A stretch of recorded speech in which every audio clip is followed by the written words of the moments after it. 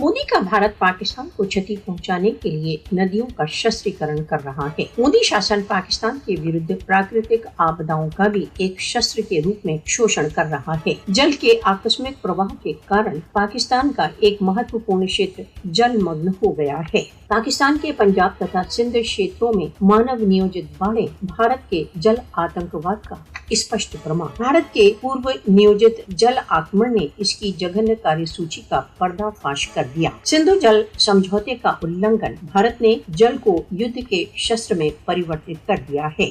नदियों का शस्त्रीकरण कर भारत दो परमाणु शक्तियों के मध्य शांति तथा स्थायित्व को चुनौती दे रहा है। आरएसएस विचारधारा से प्रेरित बीजेपी शासन पाकिस्तान में अव्यवस्था व्याप्त करने के लिए जल को एक उपकरण के रूप में प्रयोग कर रहा है। भारत अंतर्राष्ट्रीय संधियों तथा कानूनों का उल्लंघन करता है। विश्व को अंतर्राष्ट्रीय मानों का विशेष रूप से प्राकृतिक आपदाओं में पालन करने के लिए भारत पर दबाव डालना चाहिए। सार्वभौमिक अकाउंटेबिलिटी तथा पारदर्शिता जल नियोजन भारत के जल आतंकवाद को रोकने के लिए अनिवार्य है।